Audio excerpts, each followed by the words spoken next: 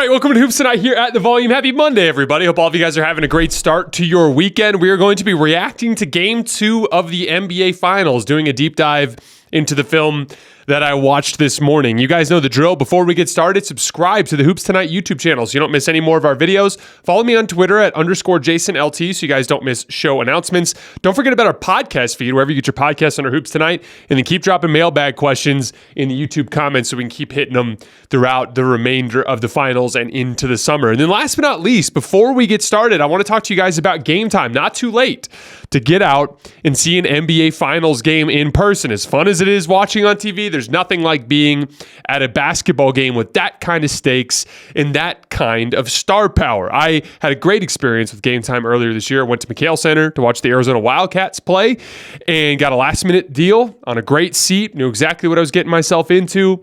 I highly recommend you guys check it out. It's not a convoluted process. You can check out in as few as 2 taps. They have all-in pricing, so there's no trying to hide how expensive things are. And they have all kinds of deals like flash deals and zone deals. I love the zone deals. You just pick a section in the arena. Game Time will pick the seats for you in that section. You get additional savings that way. Take the guesswork out of buying basketball finals tickets with Game Time. Download the Game Time app and create an account and use code HOOPS for $20 off your first purchase. Terms apply. Again, create an account and redeem code HOOPS. That's HOOPS for $20 off your first purchase. Download Game Time today. Last minute tickets, lowest price guaranteed. All right, let's talk some basketball. So quickly, just an update on the game plan for the next couple of days.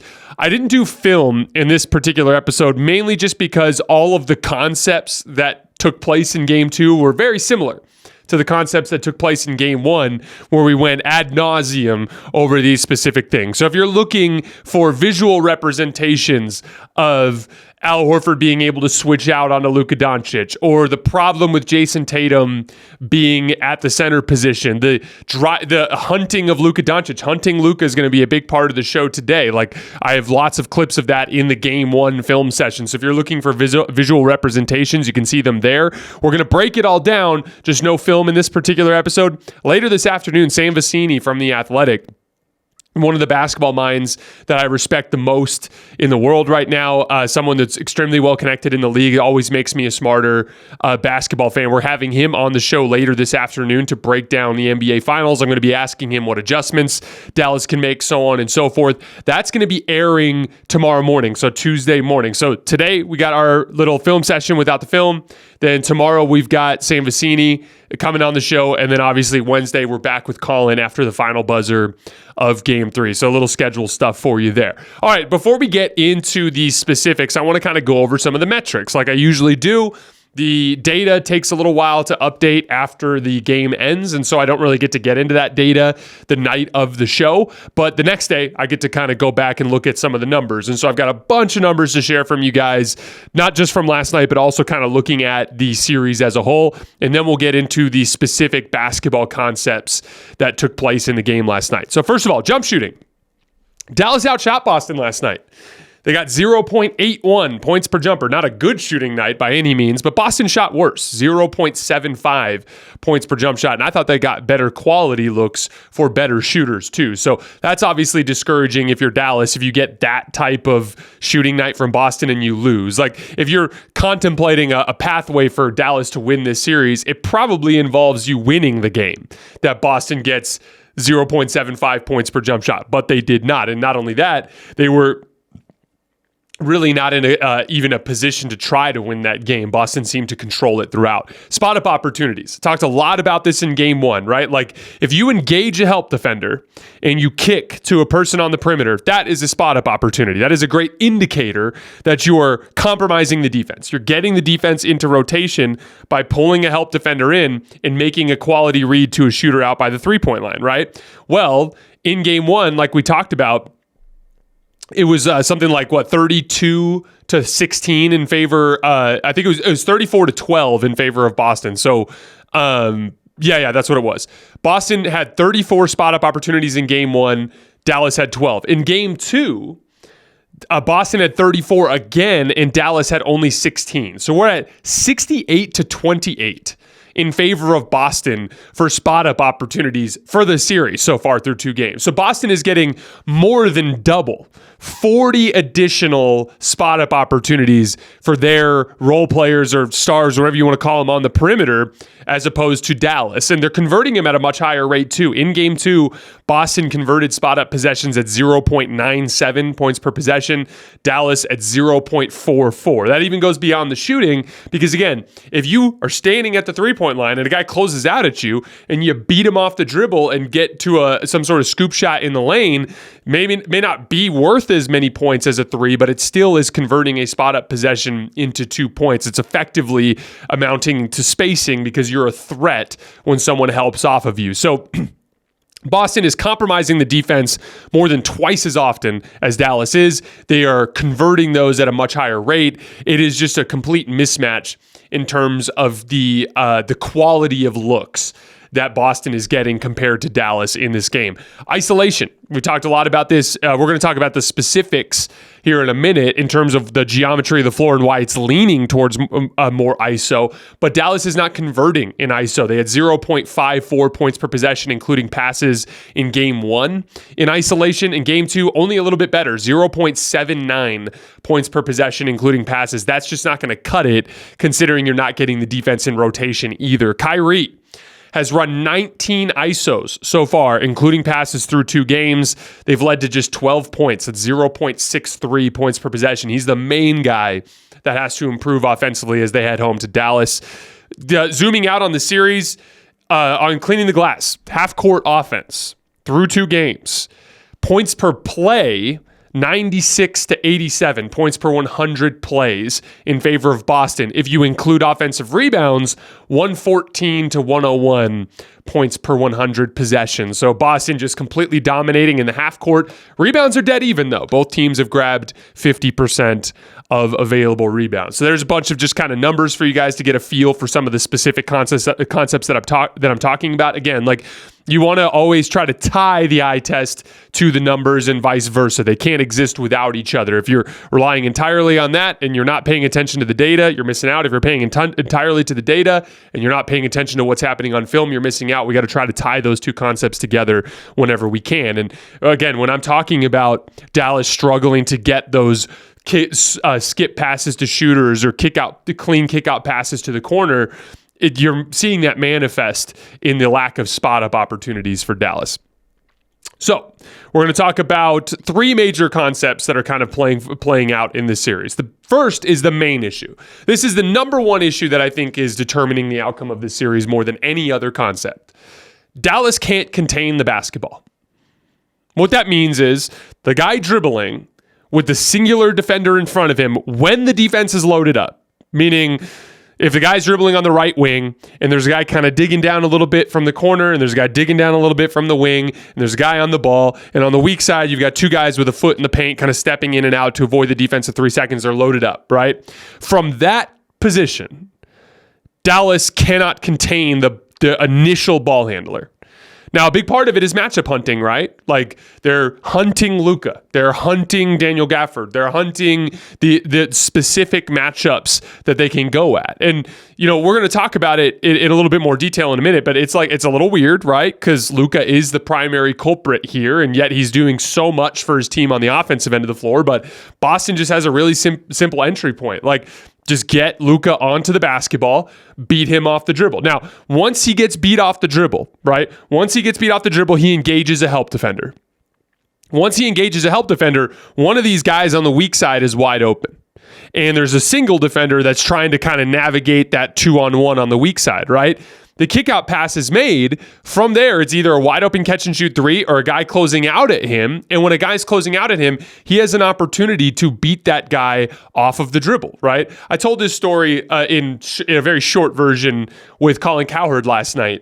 But I want to give a little bit of longer version of it because this to me is a very interesting basketball concept. So again, when you're dealing with young basketball players, like I do when I'm coaching my high school kids, you're always trying to help them become better decision makers, right? Like read and react is like the number one thing that you need to work on with kids so that they can learn how to play with other basketball players, right?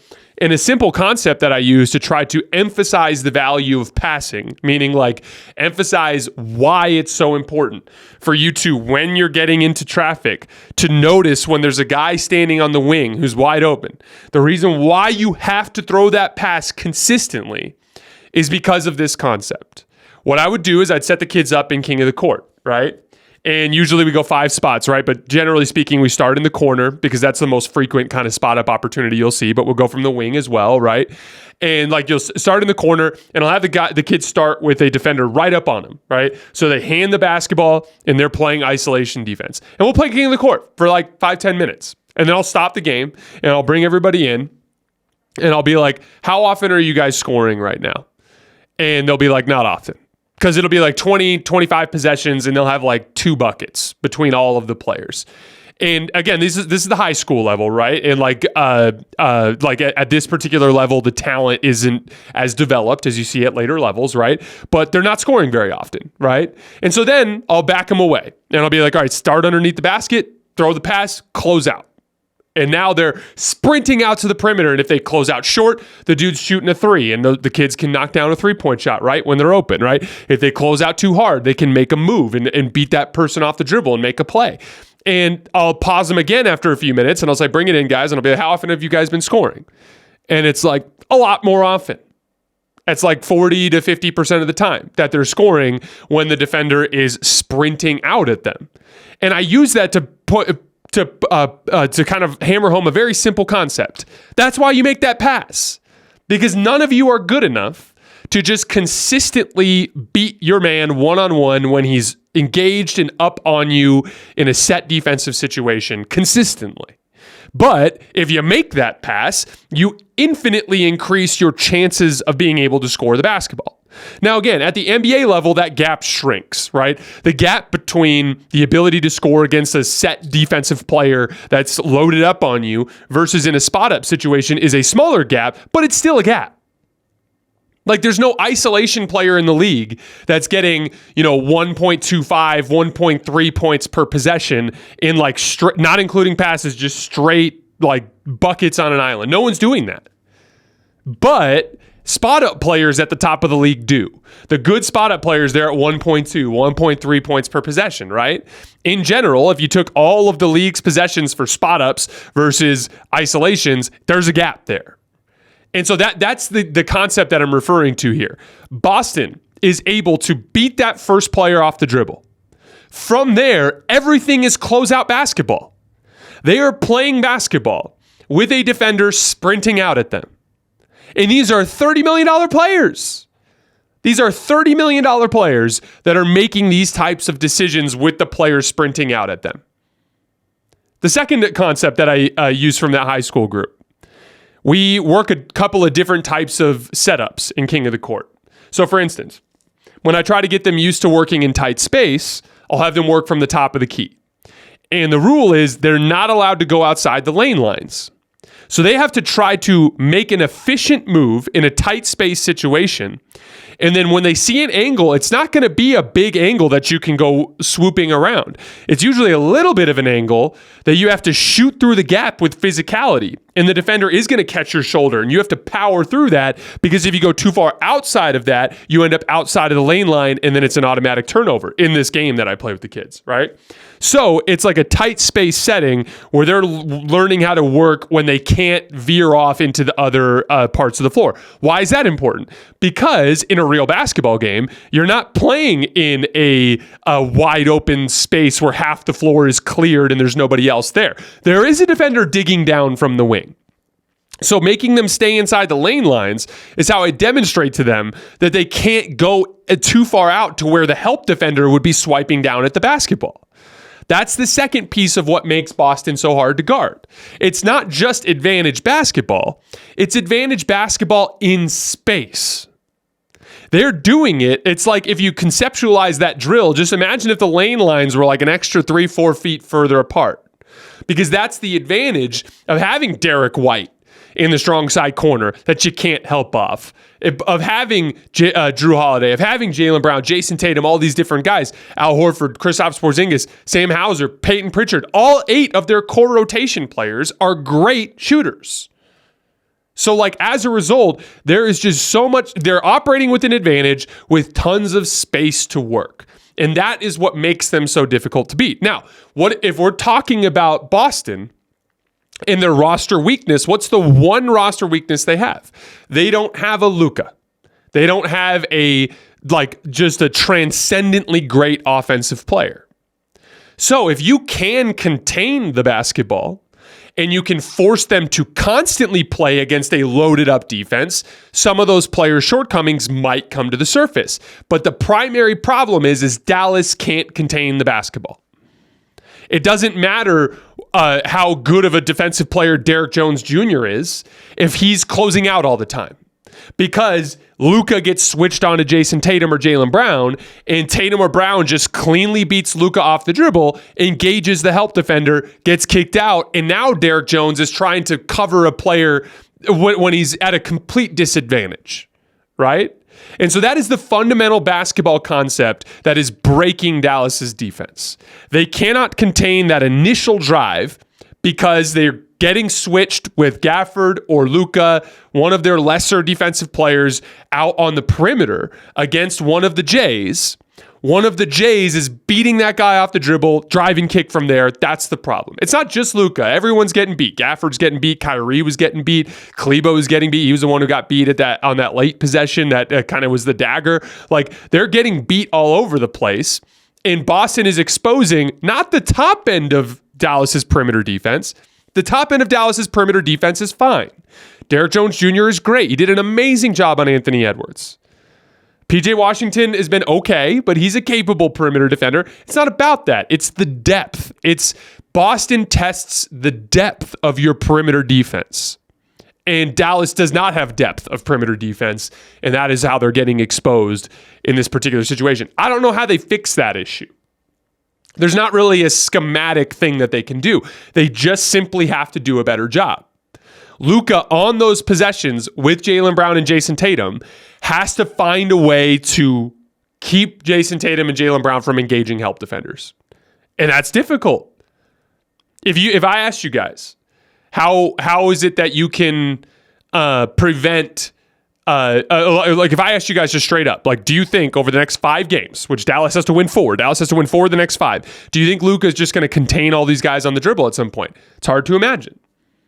Now, there are a couple of schematic things they can do. They can try pre-switching, meaning when Luka's man comes up, let's imagine those bench units when Luka's guarding Hauser. When Hauser goes up to set the screen, you have to send somebody else up there. But the problem is it is legitimately a depth of talent issue. If that became a thing, they would just go to Derek White and Drew Holiday. Those guys would beat somebody off the dribble. There is a lack of depth of perimeter contain on this roster, and Boston is exposing it. Again, like, if you had to look at all the teams that could come out of the Western Conference, Dallas is probably the worst possible matchup out of the top teams in the West that Boston could have faced. I mean, worse for Dallas, in the sense that their defense is just not set up to be able to contain this type of attack from Boston. We're this close to crowning a new NBA champion, and with the action heating up on the court, it's even hotter at DraftKings Sportsbook, an official sports betting partner of the NBA. And DraftKings Sportsbook has you covered every step of the way with same-game parlays, live betting, odds boosts, and so much more. Don't miss out as the NBA postseason winds down. It's super easy to get started with DraftKings if you're a first-timer. Try betting on something like a team to win. Go to the DraftKings Sportsbook app, select your team, and place your first bet. It's that simple. The odds in the NBA Finals right now, you can get the Celtics to win at -210, or if you're into the underdog Dallas Mavericks, they're at +175. And if you're new to DraftKings, you got to check this out. New customers bet $5 to get $150 in bonus bets instantly. Download the DraftKings Sportsbook app now and use code HOOPS. That's HOOPS. That's code HOOPS for new customers to get $150 in bonus bets when you bet just $5. Only on DraftKings. The crown is yours. Boston's drive and kick decisions have been mostly excellent, turning back to the Boston side of things. Like, juxtaposed with 2022, I remember talking about rim decisions constantly with that Boston team. Like, they would drive and engage the help defender, and then try to shoot over him. They beg for a foul and fall into camera row, and then they go out the other way. And this Boston team is an excellent transition defense. That Boston team was a bad transition defense. And one of the big things that would happen is they were an excellent half-court defense, but, Golden State in particular, but a bunch of teams, even Milwaukee did this a lot too. They would just get out going in transition off of bad rim decisions by the Jays, right? And by Marcus Smart. And they've just done a much better job of that in this season. It just kind of looks like a more grown-up version of the Celtics.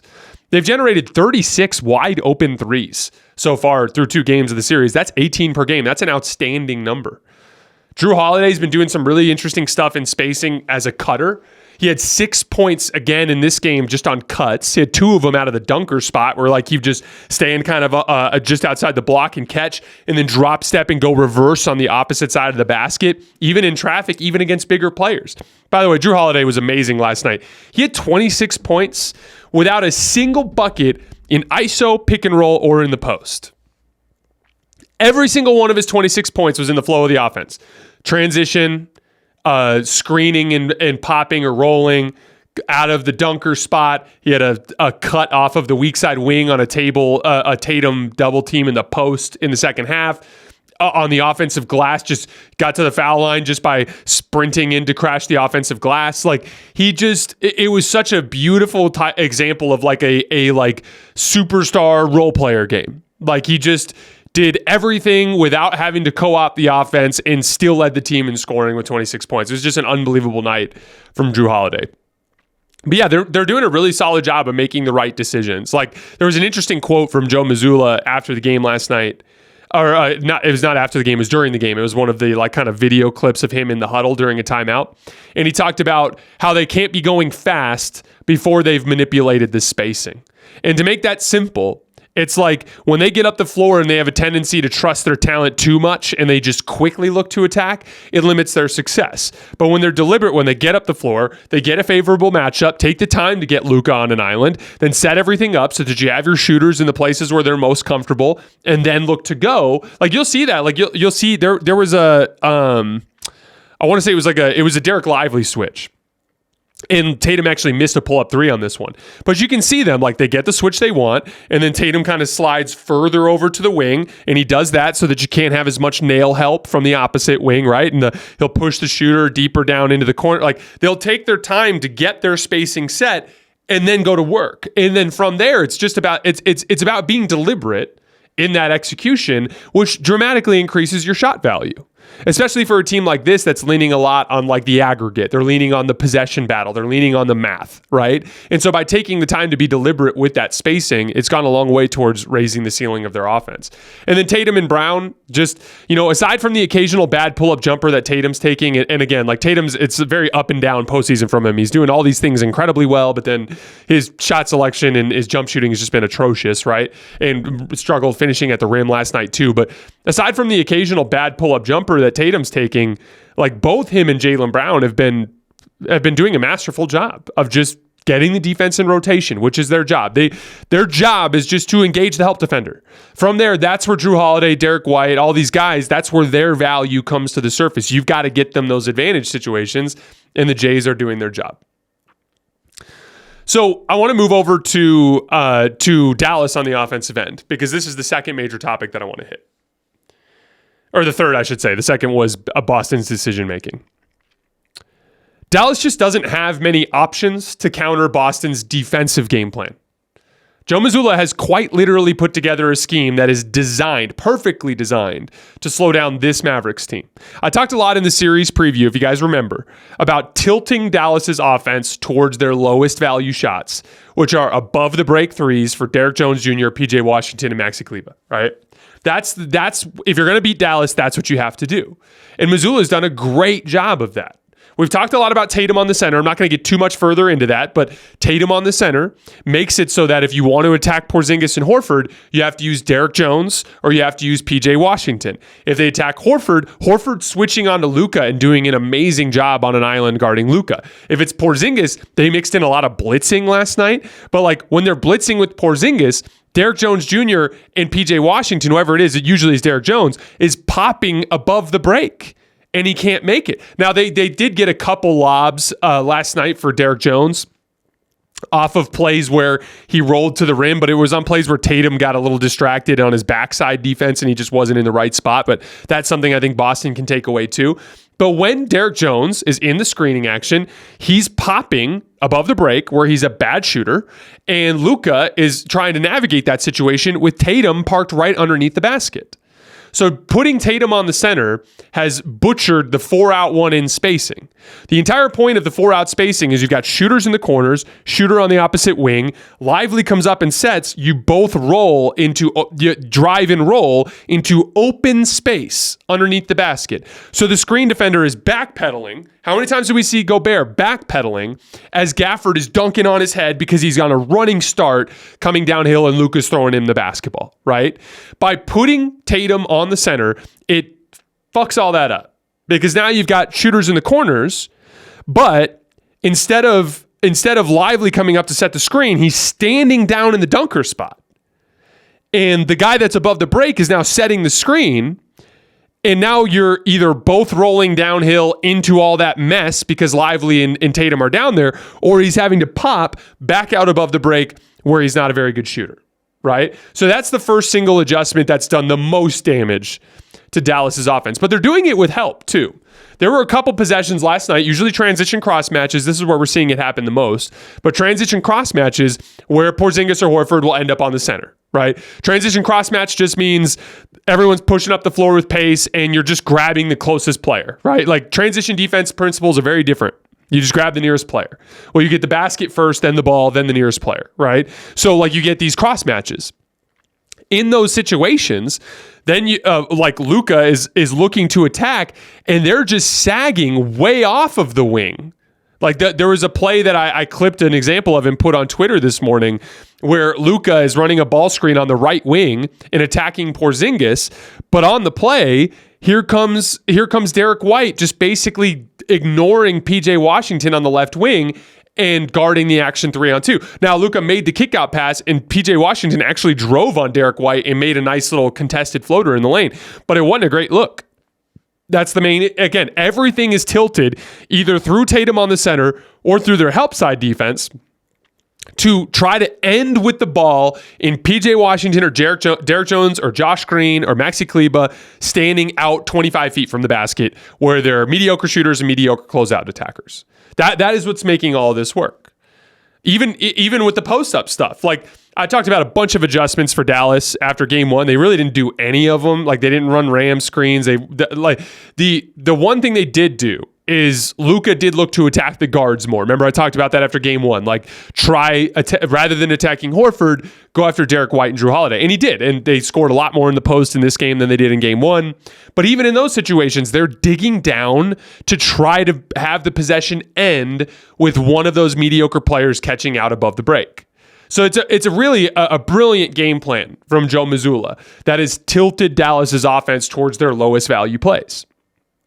There was a quote from Mazzulla post-game. It was kind of a cool moment because he's rambling and he's like literally like talking super fast and just listing all these different things at like lightning speed, and you could just tell he's got like a photographic memory. But he was listing out the first quarter, and he was like, yeah, I'm paraphrasing, but he was like, yeah, we fouled Josh Green on a 3-point shot, blah, blah, blah. But really, for the most part, we defended extremely well. Like, everything was ending with above the break shots. PJ Washington hit one, blah, blah, blah. And you could tell, like, Mazzulla was happy with the result. I mean, what was the score? It was like 28-25, I think, after the first quarter. But Mazzulla was like, who cares? We're giving up the right shots. Luka contested pull-up jumpers, PJ Washington above the break threes. Like, they were giving up the right shots. And again, it's process over results. Results, anything can happen in a single game sample size. Process is what gets you 4 wins. And Joe Mazzulla has a good game plan. He's sticking to it, and it's done a brilliant job of slowing down this Dallas team. Now, this is the reality of Dallas's predicament. Dallas's role players can play better. They absolutely can. But they've received just 28 spot-up opportunities total in 2 games. It's hard to get your confidence as a shooter when you're not getting many opportunities. And like that's the thing, like Kyrie and Luka can play better for sure. Kyrie's been atrocious on offense. He's got to get it going. Luka's been atrocious on defense. He has to do a better job. Those two flipping those two sides of the script would go a long way towards flipping the dynamic of the series. But in terms of game plan, Missoula's not going to overreact. Even if Derek Jones and PJ Washington hit 7 above the break threes in game 3 and they win, Missoula's not going to overreact. The corner threes will not be there. The lobs will not be there. If they are, it's going to be because Boston let their foot off the gas in terms of their defensive execution. But in terms of the well-executed Boston game plan, those things will not be there. So the reality of the pathway for Dallas is the only way they can win this series. There are a couple of schematic things we'll talk about, but only 2 things will turn the series around. You have to contain the basketball better to stay out of rotation. And you have to, when you get stops, push the ball with pace, force those cross matches that disrupt Boston's set defensive scheme, and then Luka and Kyrie have to go full 2016 LeBron and Kyrie and just hit supernova status on the offensive end of the floor. That's the only dynamic shift that can turn the series around. There are some schematic things. I wrote them down. Ram screens. We didn't see any in game 2. That's where you just have Derek Jones hard down screen for Jayson Tatum as Lively flows into the ball screen. Then as Lively sets it, and you're going downhill, I would just have Derek Jones turn around and set a stack screen as he pops back out to the 3-point line. Just mess up the Tatum angle of that pick and roll to try to create some space for lobs. But they are not doing it for whatever reason. I don't know why. Be more deliberate with your spacing. I talked about that play where PJ Washington drove on Derek White and hit the floater. On that possession, Derek Jones was in the left corner. PJ Washington was on the left wing. Kyrie was in the right corner. Kyrie's a good above the break shooter. PJ Washington's a good corner shooter. Flip it. Have PJ in the corner. Have Kyrie on the wing. If you're lucky enough to get Porzingis onto Lively, you need to have the right spacing. We talked about it with Missoula. Be deliberate about your spacing. Those are little things that they can do better. One of the listeners actually recommended this after the Game 1 show, and I thought it was a really smart idea. What if you run your pick and roll with a cleared side? So have Derek Jones set the pick, have Luka start on the right wing, okay? Clear the side so that you have all 3 guys kind of situated on the opposite end or, dunker spot, corner, opposite wing, okay? You can have that guy setting a pin in flare to try to create a skip pass for the corner 3. And then basically when Luka comes off towards the middle, have Derek Jones pop to the corner where he is a capable 3-point shooter from the corner. Do the same thing with PJ Washington when he's in those spots. Those are a couple of schematic examples of things you can do, but none of those 3 are trump cards. None of those 3 are going to magically turn things around. The only thing that's going to magically turn the series around is contain the basketball better, get more stops, get out in transition to avoid Boston's set defense as much as possible, and then Luka and Kyrie have to be better offensively. That's the only thing that's going to turn the series around. All right, before we get out of here, I wanted to talk for a few minutes about the Jaylen Brown, Jayson Tatum debate. So Jaylen Brown's been playing better basketball than Jayson Tatum for a few weeks now. He won the Eastern Conference Finals MVP, and he's been the best player on the Celtics in the NBA Finals to this point. And so naturally, it's turning into like a discussion about, which is the best player on the team. Now, here's the thing. Tatum's better than he's showing right now. He's in a bad shooting slump. There's some weird stuff there too. Like this is in the last 4 seasons in the playoffs, he's declined as a jump shooter. He was like 1.1 points per jump shot in 2021. He was like 1.08 in 2022. He was like 0.95 in 2023. And then he's 0.82, I think, in this playoff run. So like his jump shot is just kind of trending down. God knows why. I literally couldn't explain it to you. But he's in a shooting slump right now. Like we all know that Jayson Tatum's not a very good pull-up shooter, and we all wish that he would lean on that less and lean more on his physical gifts. But he's not this bad either. He's better than this. He's badly slumping, right? That goes without saying. But I still think that Jayson Tatum is in that tier of superstars that's right below the top guys. For me, the top tier right now is basically just Jokic, Luka, and Giannis. It's like those 3 guys. And then there's another group beyond that, which is all like the flawed superstars. It's like Shea, we'll see, he's just too young. I don't know what to make of him until we see more stuff out of him over the next couple of years, but I was super impressed by him in this playoff run. But Tatum, Embiid, Anthony Davis, LeBron. Like that's the group that we're looking at that's beyond that top tier, right? I think the more interesting thing here is not a negative Tatum angle. It's a positive Jaylen Brown angle. Jaylen Brown is just playing at an extremely high level, and he's entering into that tier. The tier that Jayson Tatum's in, which is the tier of superstars that's below the top guys, Jaylen Brown is making a case to be in that tier. He's having the best perimeter defensive season of his career. We started to talk about it on our show over the tail end of the season. Jaylen Brown just took a personal interest in guarding the other team's best player every single night. He's been doing a masterful job on Luka Doncic in this series. In general, on the defensive end, he had that awesome possession against Kyrie late. He's been great at the rim. Jaylen Brown's been incredible, right? But it's a lot of like just being really smart about his dribble drive attacks. He's been one of the primary guys that's been getting the defense in rotation consistently, making good decisions when he gets there. He got a couple turnovers more than you'd like to see last night, but a very, very good offensive initiation type of game. So really, instead of it being going into the season, you would have said Jaylen Brown's a third-tier superstar, Tatum's a second-tier superstar, right? Well, now it looks like they have two second-tier superstars, and that's a credit to to Jaylen Brown's development. But again, Tatum's better than he's looking right now. Like he's in a bad jump shooting slump that is kind of exacerbating some of the stuff. But again, both of them, and I tweeted this out last night, the box score watching with Tatum and Brown has to stop. Like these guys are athletic weapons as well. And so much of what they're doing goes beyond the box score. Like Jaylen Brown's individual defense on Jayson Tatum and elsewhere on an island has been incredible. Jayson Tatum guarding the opposing center while holding up on the glass, while also holding up on switches. I mean, Luka hit some tough contested shots over him in the first half, but like they were well defended. I saw a lot of Dallas fans saying this, like it's like, oh, well, Luka's attacking Tatum on the other end. There is a huge difference between Tatum forcing Luka into tough over-the-top shots that he's making, which he would make over everybody, compared to, on the other end of the floor, Luka just getting cleanly beat off the dribble, which is leading to high-quality shots, okay? Luka's hunting Tatum and hitting really tough shots. Tatum and Brown are hunting Luka and consistently generating wide-open catch-and-shoot threes and driving layup attempts. It is not the same. But again, like we can't keep watching the box score with those two guys. They are doing so much more. Tatum's individual defense at the center position against Gafford, on switches, on the defensive glass, that is the primary chess piece that is screwing up everything for Dallas's offense. That cannot be underestimated.